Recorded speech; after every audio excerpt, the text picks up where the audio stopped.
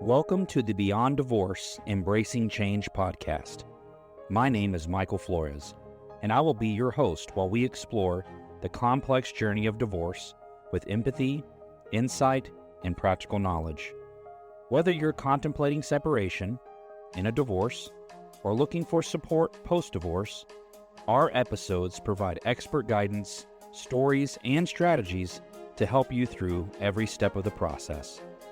We are actual therapists, helping clients who sit on our couches every day through their difficulties of divorce. You are not alone. Join us as we delve in and find solutions that give you hope again. We're glad you're here. This podcast is not intended to replace legal or personal help. This podcast is for informational purposes only. Thank you, everyone, for coming back to this Ation series that we have. We're actually talking about alienation. This is the big one, isn't it? This is like the drum roll of, Now, here's what I'm worried about, though. Do you suppose people are listening to this one right here? They skipped the triangulation and parentification, went straight to this one. I hope they didn't. I hope they didn't either, because I think they're going to miss out on the progression of how it gets to this place. So if you did, please go back and listen to those. I don't want to give you extra work. I just want to really make sure you get the right information. However, we are really going to dive into this alienation thing today. I think between you and I think we're going to go. We're going to go into it. We're going to get into We're going to go into it. We're going to hit the tip of the iceberg, or are we hitting the base? We're going to go as much as we can into it. Do as much as we can. I know this is a topic that can be discussed probably extensively more than once and may require us to do that. But today we really want to make sure we hit hard with that. So welcome back, everyone. Thank you for being here. However you're choosing to find us, we're just glad you're here. And thank you so much. And Armando, I'm glad to do this one with you. No, I'm excited. So I think we jump right into it. Okay. Before we talk about alienation specifically, how often do you hear it come up? All the time. When you say all the time, like, is this a daily occurrence? Is this a weekly occurrence?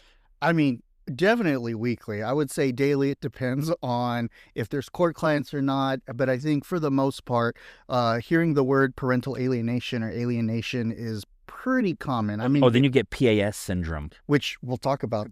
Okay. We'll talk about that. We'll hit that. Okay. So I have to ask this. Have you had a scenario where both parents were claiming alienation from the other one? Absolutely. Yeah. So the one's saying I'm being alienated by them. They're going, no, they're alienating me. Absolutely. Okay. I was just wondering if it didn't just happen like on one side of the coin. coin. Alienation is that Bigfoot. It's that I want to catch that on. I'm going to catch it on camera. I'm going to get it right. We're looking for it. The Sasquatch. The Bigfoot. But is it actually out there? Maybe not. Wow. Now, so we're going to answer the question whether or not alienation really exists, or is it a pattern of behavior? Ooh, we can talk about that. I like it. I'm excited. Yeah, I told you this can get really good, really fast. Okay, so maybe we start with what is parental alienation. Maybe if we define what it is, maybe we're describing something that exists. Yeah. So typically you'll hear, I hear it as alienation, but specifically parental alienation, right? So parental alienation is when one parent manipulates or tries to influence a child to reject the other parent, right? So, I mean, simply I'm trying to ruin the relationship with you, if you're the child, with the other parent. Do you suppose that maybe that parent's also trying to preserve a relationship by alienating the other parent? I think it stems from that. I think it can stem from that. I think it can stem from two things. I think it can stem from that, and I can also think it stems from my unresolved hate, my unresolved anger, my unresolved fear projected that way. Do you suppose that that's what alienators really are? They're just unresolved things or fear-based things that are being projected down and played out in a system? Absolutely. Well, there it is. That's the depth of it, isn't it? Of what? Because I think people want to know, like, why would they're doing this to get them to hate me, or they have so many assumptions of why the alienator's doing it, but the root of it all is based in the fact that the alienator is resolving something within themselves, either based in a fear of losing something, right, or having an alignment of sorts, like I hate them. Right. And I don't want you to like them, so I'm going to alienate you from them. Right. I'm putting a wedge in there. Yeah. What's the most common, in your opinion, when you hear the claim of alienation, what's the most common? Do you think it's the fear base? They don't want to lose? Or is it the other one where they hate me so much? I think the they hate me so much is the big flashy one. And they're trying to get my kid to hate me. I think that one's the one that everybody tries to sell and kind of, especially if we're talking about cases that are in court or litigation, those are the big ones that, every lawyer's chomping at the bit to get, I mean, I don't know how many times I've been on the phone call with an attorney and they ask like, well, is there any alienation going on from the other side? Like, and when they say that, they want the big, like, you're talking crap about the other parent. You've got, a dartboard with the ex-parent, with the spouse's face on there, throwing daggers and throwing axes at it, like those kinds of things. But I think it's the fear-based one that is more subtle and more insidious. Ooh, what do you mean by insidious? Because that's where you plant the seeds. That's where it's that slow burn that kind of grows up and that can turn into something. And we can get into that a little bit later, but that one is something that I've noticed where maybe they did when they were younger, whenever they were the heat of the divorce or the heat of litigation, and they've stopped. But the seeds are planted and they've stopped. They're not doing anything now, but the damage is done.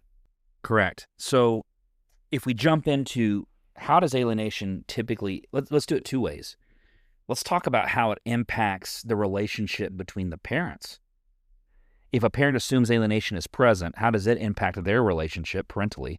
But also, how does it impact the child? So I think, before we get into that, let's break it down into two types of alienation. Oh, yeah. Because there are two types of alienation, right? Because there's the direct alienation and indirect. Okay. And so direct is, again, that big flashy, like, in your face, like, your dad's crap, I hate him, he's, your mom is XYZ, whatever word you want to fill in the blank with. You want to know what your dad did to me? Mm-hmm. Let me tell you. Or your mom. Let me tell you about who your dad really is. Or let me tell you who your mom really is.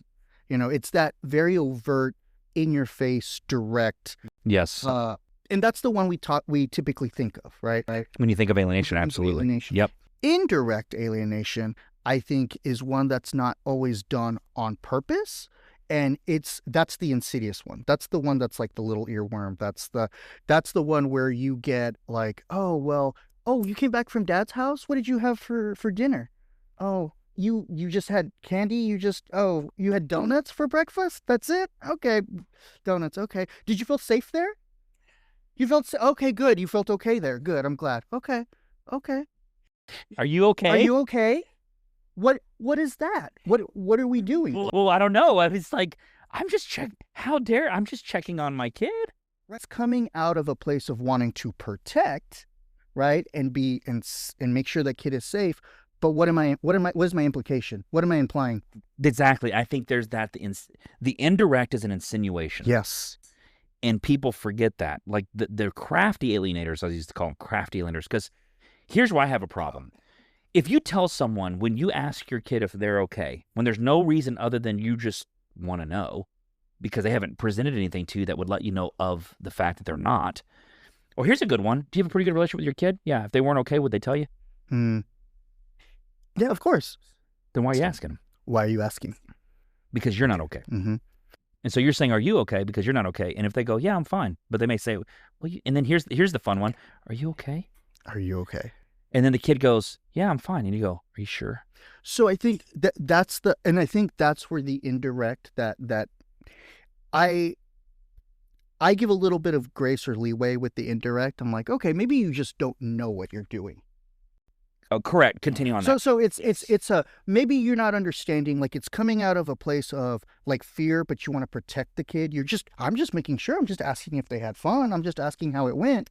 Mm-hmm. But what are you implying, right? Words have meanings and words are powerful. And so say that again. Words have meanings and words are powerful. And so the way you ask or the way you say something can influence the way a kid thinks. And so I think it's important that, and I'm guilty of this. I say some out-of-pocket stuff without thinking sometimes. And let me tell you, I get in trouble, right? I'm sure you said things out of pocket without thinking, and it's been brought to your attention by your wife or other people. Why did you say wife first? What do you... I'm just saying. But sometimes we say things without realizing how it comes across or what the meaning is, and we need to be redirected. And if I ever hear a parent, saying something or doing something that I'm like, ooh, I always say, look, I just want you to be careful because I don't want for the other side or somebody to say that you're alienating, or there even to be an appearance that you're doing that. So let me point that out to you. Yeah, I think the question, like, what are you hoping to accomplish with that question, or what were you trying to ensure? And you're right. I think the indirect alienators insinuate things without recognizing the insinuation, and I think that's where therapy is really helpful for the alienator. I've wondered.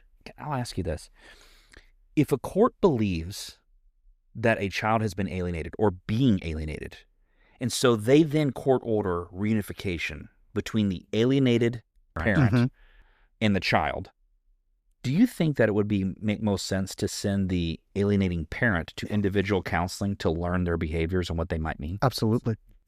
It doesn't happen enough, but I think it would be very powerful if there was a two-pronged deal. If we do reunification with this parent and this child, then by default, the other parent should be involved at some level in the therapeutic process to understand what role they play and how it could be influencing this. So that's something that sometimes I make parents upset about, because if I have a case that I'm, where I'm reunifying a child and a parent, I ask for everybody to be there at that first session. So that's pretty common practice for us here, isn't it? Because what I want to meet everybody, and see the system. I want to see the system, and that non-reunifying parent, I want to kind of have a conversation with them. But I can't be in the room with them. You know what? I'm going to ask it. And if you can't, that's okay. If you really can't because there is, a temporary restraining order, or there is a history of domestic violence or something, we can talk about it, but I'm going to meet you. Because we need to... we're meeting. We got a kid. I want to make sure what's going on, because what's going to happen, that reunifying parent is going to come in and tell me what? You're alienating me. Exactly. This other parent is alienating me. So let me sit down and find out. And what I tell, just like I use the Bigfoot Sasquatch example, that's what I'll tell a parent. I'll say, look, you're coming here and tell me that they're alienating you. Do you believe what you see or what you hear? Oh. Right? So I don't know, but you're going to tell me that. I don't believe in Bigfeet. I don't believe in Sasquatches. So, but if you tell me there is, I'm going to go out into the woods, and if I see tracks, I'll be like, okay, what's this? Follow it. Go into a clearing, and I see a Bigfoot, I'll come back and be like, oh, you were right. Well, we have to make a good therapeutic impression, and the only way to do that is really to engage the system. Exactly. Yeah, I get that. And I think what's interesting, in all the years I've done this, I've only had one parent admit to me that they were alienating on purpose. Oh. Like literally said, yeah, I'm doing it. I'm not going to stop. Oh, wow. Surprised they actually did it. But... Well, they probably don't know how much respect I had in that. See, an authentic person, I can help more. I can help with authentic. Now, you can say, I'm doing this, I'm not going to change it. Even though it's an authentic answer, it really sucks because I can't help. However, I at least have a level of respect of knowing where we are. Right. But it's not common. And I think a lot of it is because I think the parent's agenda may not be to really keep them from the other parent, not realizing that they are. Makes sense? And because I do believe that there is an indirect way that's happening. And I think it goes back to that fear-based, right? Like, if I truly fear that that other parent is unsafe, what am I? How am I doing that? How am I engaging the system to do that? Maybe I'm just venting. Maybe I'm just speaking like, oh, this one time, when your dad got drunk, and I keep picking on dads, but like, or your mom got drunk and she hit me or she did this. What am I doing? Yeah. Right. I'm not saying your dad is a bad person. I'm just I'm just being honest. How many times have you heard that? I'm just being honest with them. I hear it all the time, but then it goes back to that question we said in the last episode of Parentification, which is, is this about you or them? Or what are you trying to get at by telling them that? What are you going to accomplish there? Like I said, I mean, there's two different relationships that are occurring. There's a relationship you had as a spouse. There's a relationship they have as a parent. I asked a kid this question when they're with the alienation thing. I was like, if I want to know what kind of dad you have, should I ask you or your mom? If I want to know what kind of mom you have, should I ask you or your mom? You or your mom, or you or your dad? Or like, who should I ask about who the other parent is? Well, of course, the kids usually say me. Right. And I said, so who's the only one that truly gets an opinion about what kind of parent they have? The kid. The kid gets to have, and when the kid realizes, wait, it's my opinion. It's not how my mom feels about my dad or my dad feels about mom. I get to choose that. it's a re-empowering of the kid. And really, that's almost the best thing that I've learned to do with a child who is being alienated, where I may never stop it. Right. Because What power do I have to stop alienation?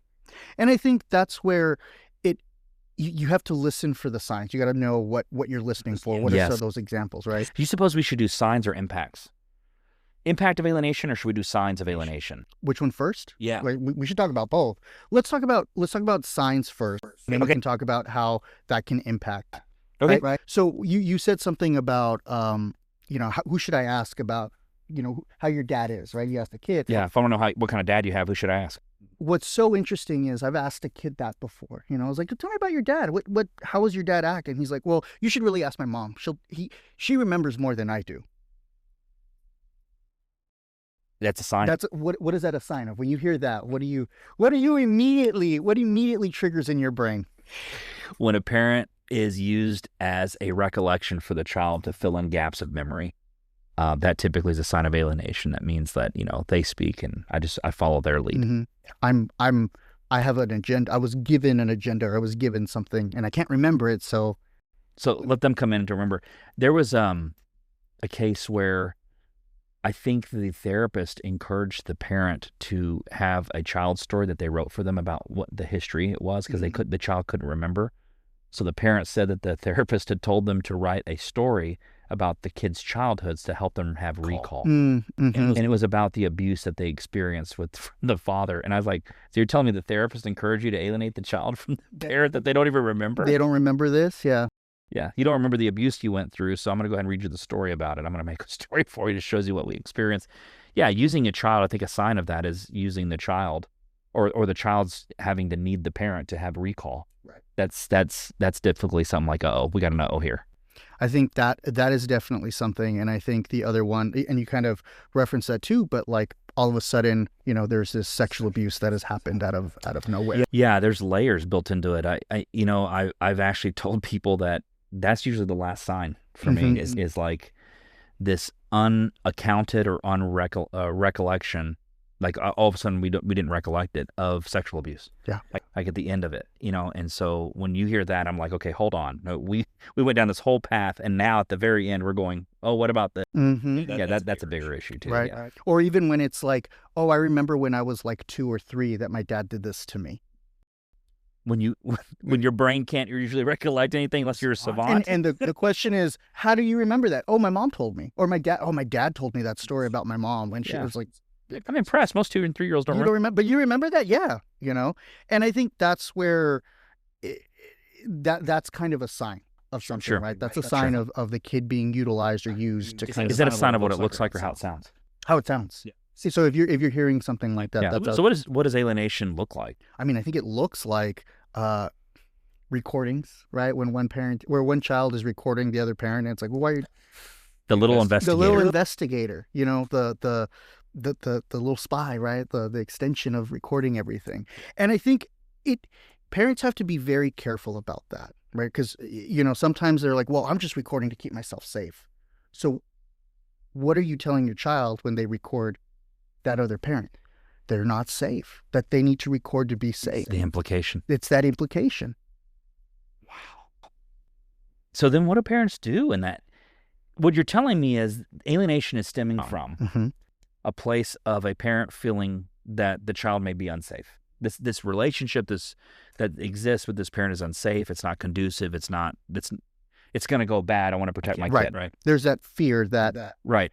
Or there's that disdain for that other parent, that level of hate. Right. Of what they did to me was so wrong, and how dare they? And this child becomes their chess piece, right? Their trophy. Yes. Of sorts. They're trying to win it. They're trying to take them in, or they're fearful that they're going to take that child from me. Well, that's the fear base. It's all fear. I think it all stems from the fear. You know what I hate about alienation, though, is if you're engaged in alienation, you're afraid you're going to lose your kid. You're going to lose your kid because when you're alienating, I think you're putting the child in a position where the child will eventually learn that the hate was stronger than the love, and so they grow up, and when they have an issue with you, which they will because they're human, they're going to use the same thing you taught them to use against the other parent, which is hate. So they end up hating you. I mean, I ask that question all the time. I'll have a kid in session with their parent, and I'll say, "Do you think your mom's love for you is stronger than her hate for your dad?" Or the reverse, is your dad's? Can they answer that? The kids will. The kids will answer it, and it is a gut punch when a child says, "Oh no, my parents' hate for the other parent is way stronger than my love," or it's like right above it. It's a gut punch. But this sounds kind of messed up, but I love it because what it does is it takes everything away and it really kind of shines a light on, look at what's going on here. Yeah, exactly. It puts a spotlight on it. It puts a spotlight on it. And do you think that's the only thing that really, Armando, that really kind of helps people see the impact is you have to put a spotlight on it? I think it does. I think it helps because I think when you're in it and you're in that fear, right? Fear makes us dumb, right? Yeah. Dumb. We're not thinking clearly. We're scared. And so putting a spotlight on it really kind of shows what is the impact of that, right? We're talking about the impact of the kid. It's destroying the relationship. Like, kids just want to love both parents. That's all they want to do. Sure. So it is kind of the opposite of normal to make them turn into hating the other parent. So what about a parent who claims they're being alienated? They're not being alienated. Mm-hmm. But they have made it in their mind that this is exactly what's happening. You go in, you do your work, realize that's not what's happening here. But that parent is dead set on the fact that it is. Right. There's no there, as Janon likes to say. There's what? There's no there, right? Like there's nothing there. Like we're there. There's nothing there. There's no there. It's Janon That's all Janon, the way, yeah. isn't it? There's no there. And what happens is that parent then becomes like, okay, well, I'm going to fight back. And what do? They start alienating because They respond to the alienation with alienation. Mm-hmm. Yeah, I've seen that. Mm-hmm. Yep.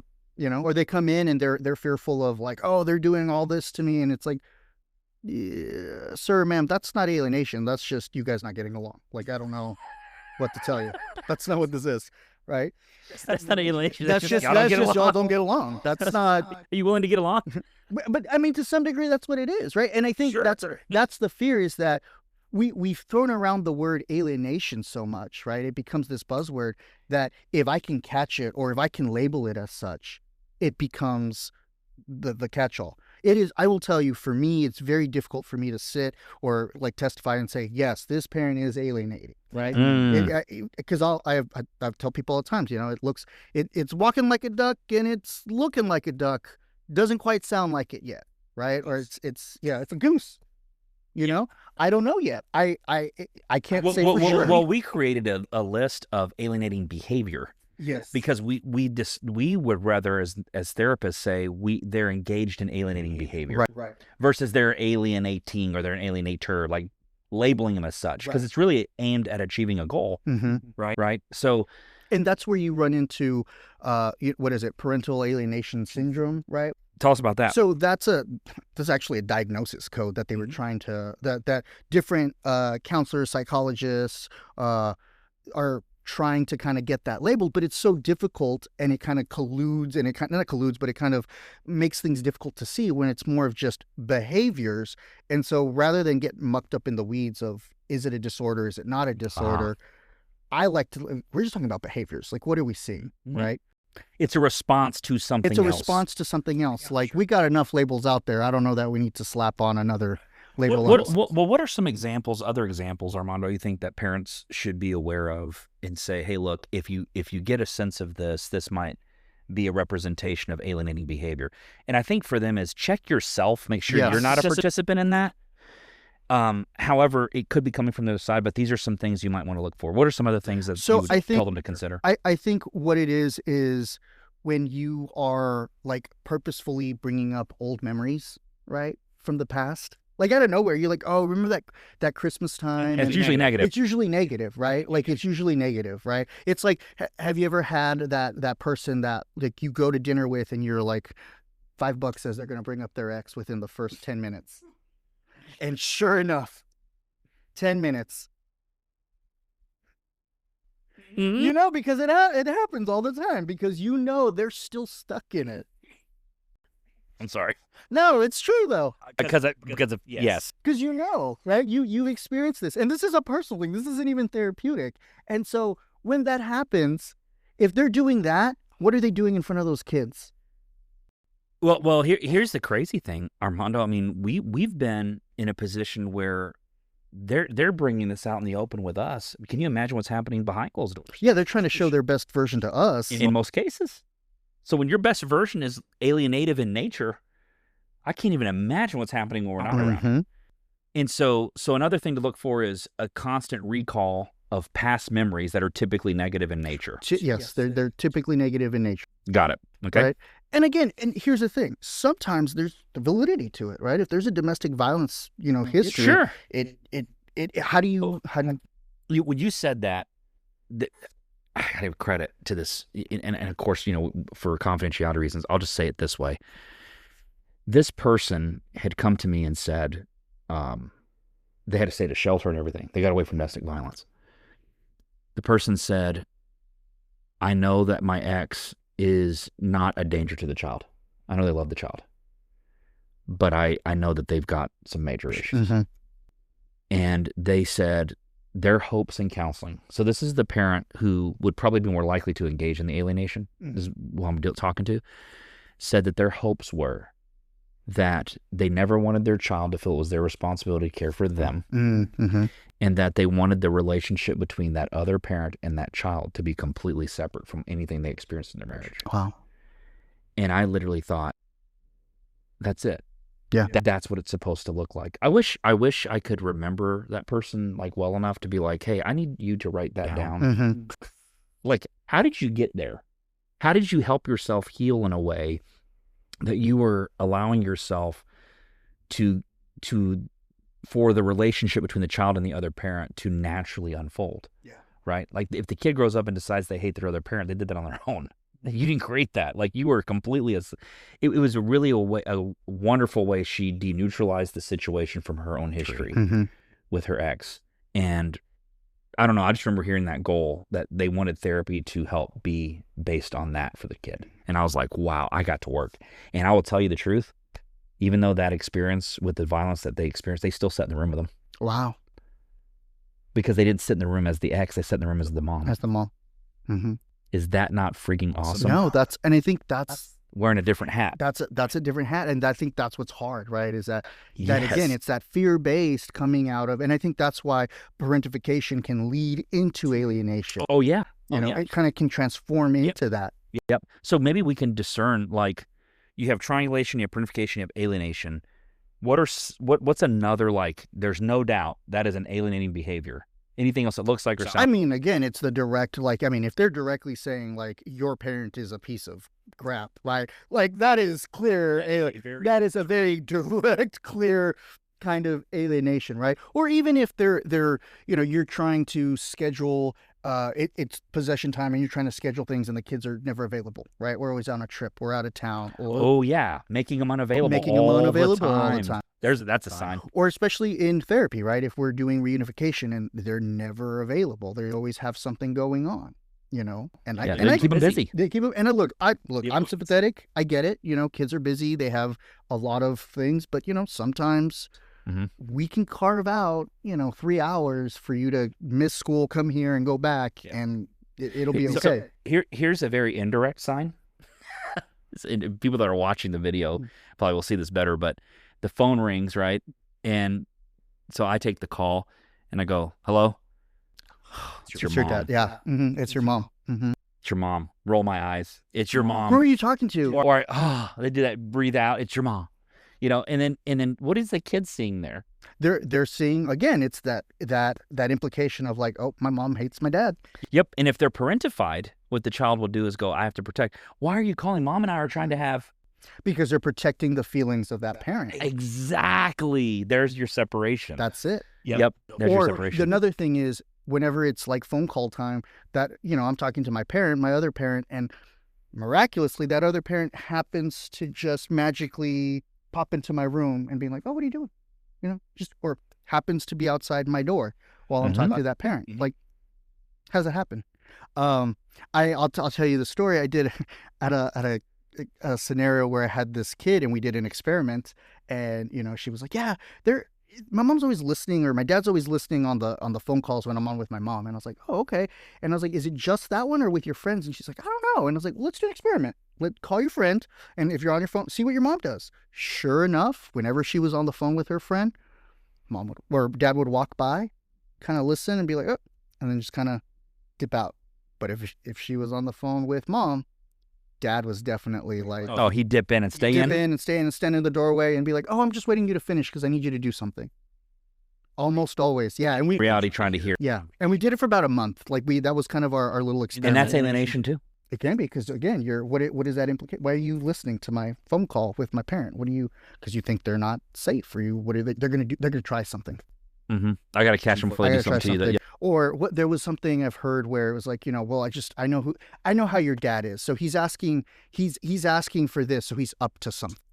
It's funny you say that, because I heard a judge say this, and I never thought of it like this. Now they've been doing this work for tons of years, but a judge said typically when a parent claims that they're being alienated, they're engaged in some behavior that put the other parent in a position to alienate. Like defensiveness. Mm-hmm. Yeah, it's almost like if you're going to claim that this parent's alienating you, what are you doing, mm-hmm. right? That is influencing the system to the point they feel the need to alienate you. Yeah. I mean, like, wow, that is a great ask, right? And I think that's the thing, is that you get defensive, you push back. Yeah. And I think it starts with not seeing, windmills as giants, right? Like you see the windmill and it's like, oh, they're doing something on purpose to get at me. It's like, no, they're just. Well, what's interesting is if you have a parentified child and you're claiming you're being alienated from that child, do you not realize you're pushing the child back into that parent more? Mm-hmm. Like, do you think kids, like, I told a parent that once, like, okay, so you think you're being alienated from this kid. Yeah. So if I told you that this kid is being parentified emotionally, this kid feels it's their responsibility to take care of that parent's emotions. And the more that you claim alienation of that parent, what does that child more likely want to do? Protect that parent. Protect that parent. And see, that cycle never. And I think to break that cycle too is to ask yourself, like, oh, well, they're trying to do things to alienate me. And my question to them is always like, well, what is your relationship like with your child? Right? If I scale it 0 to 10, right? 10 great, 0 awful. Where is it? And the kid says, oh, it's an 8. And you're saying it's an 8. Okay. Oh, but mom's alienating me. Okay, well, she's doing an awful job at it. It's at an 8. Like she's really bad at it. Yeah, I actually have said that before. No, I know. Yeah. Like, if they're alienated, they're doing a horrible they're not job. Doing this kid good really at loves it, that right? parent. Well, they're talking bad about me. For a child to love one and hate the other completely, mm-hmm. that is typically like, okay, that's a telltale for me. Right. Like, I have complete hate for that parent. To me, that's a telltale. If that parent loves both parents. Or that child loves both parents. If that child loves both parents, to me, that's not a telltale sign that there may be alienation, but it's not working well because the kid still loves both, right? The aim of it is for the hate to be, to spew. What I think is interesting is in all the dynamics of alienation, I really want to know what, if you are a parent and you believe you are being alienated, what is the best thing you can do? I think the best thing, what I tell parents is be the best parent you can be. Right? Because here's the thing, like they're going to spin whatever narrative it is. So what do you believe? What you hear, what you see. So if every time I go over and we're having a great time, and you're consistent and you're predictable. That goes back to security. That goes back to security, right? Triangulation. Right? We talked about that in triangulation. Yeah. I tell parents all the time, if you are consistent and predictable, that builds trust, that builds security. If you are that, then when mom or dad says something, you're like, that's not my parent. Like, I don't know. Well, yeah, the first thing the kid's going to be is confused, but like my experience with them versus what you said don't match. That doesn't match, right? Like, I don't understand. Exactly. And so you create that therapeutic word, that cognitive dissonance, right? That's not matching. Quit trying to convince them what something isn't or is and show them what it is. What it is, yeah. Yeah, show them who you are. Show them who you are. Bingo. That's what I tell parents all the time. Yep. I told a mom that the other day. It was just like, just be a good mom. Because here's the thing. Are we ever going to be able to stop them from saying whatever they want in their home? I don't think I can stop anybody. No, right? And if you're the other parent, you can't go into that home and control that. But I can help you build. I told someone I can't take away your fear, but I can build confidence. I can build something, right? I can build it, but I can't take something away. Right. So if you're asking me to subtract something, I can't do that. But I think that's why they go to court. Remove them from the alienator. They want the subtraction. But that's not going to change anything. It's going to say, if you have a parentified child Mm-hmm. and you win and they pull them from the alienator, It's going to just put them back because... you took me from my other parent. Mm-hmm. That's what the kid, and so they're like, well, what do I do? And I go, now you're asking the right question. And I think... What do you do? Right? Yes. What are you doing? Not what are they doing? What are you doing? And I think that's the other thing to look at, is that sometimes you just...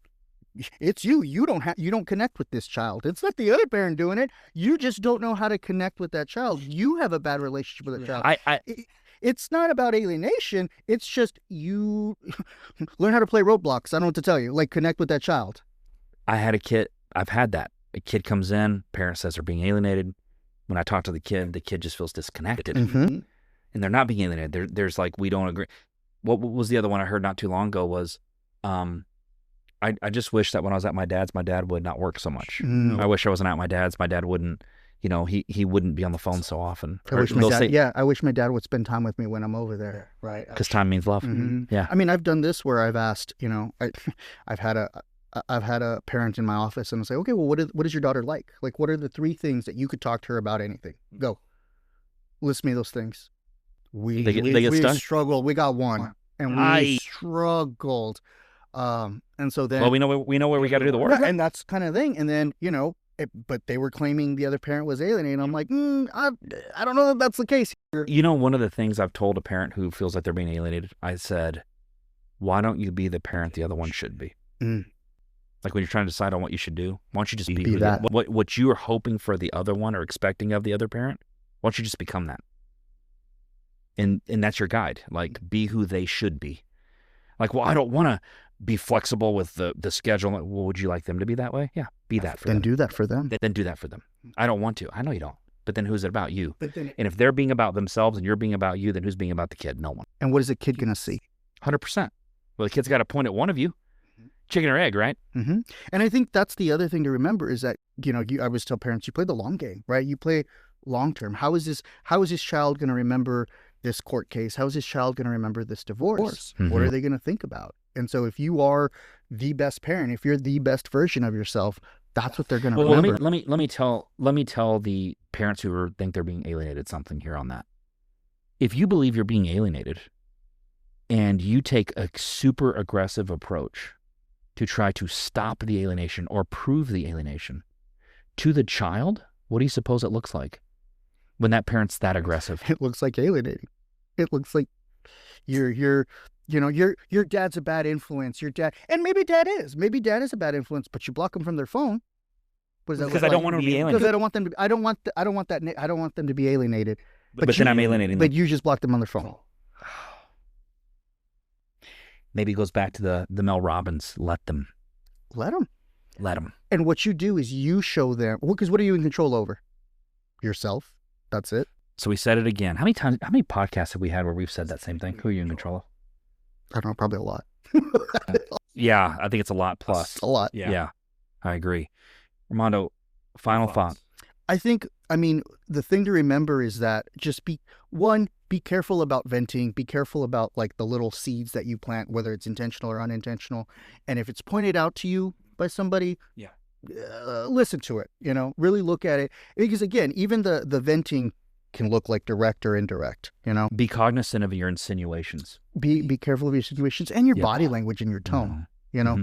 There's like a neutral way to say things or ask things, mm-hmm. and there's a non-neutral, and it's inflected in your tone and in your nonverbals. If you're uncertain how to approach that, that's why we exist. Mm-hmm. Mm-hmm.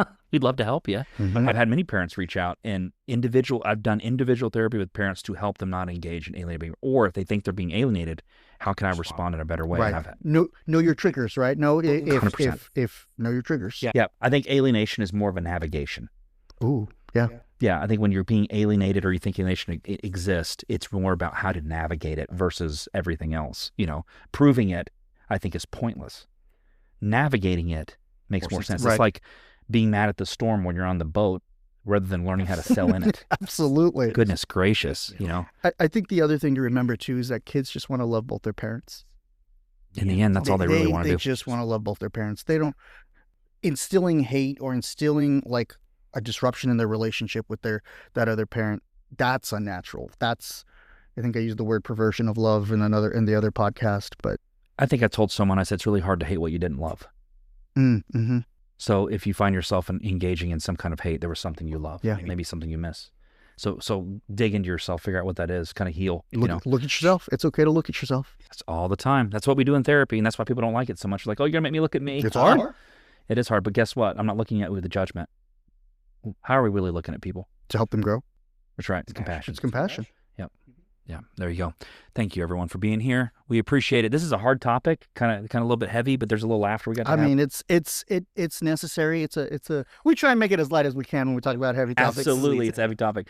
But we're so glad you're here. Please remember, if you have questions, please submit those. We're here to help you. We love helping people. Mm-hmm. We hope this information helps you navigate things a little bit better through alienation. And thank you for being here, part of the Ation series. And keep moving forward, everyone.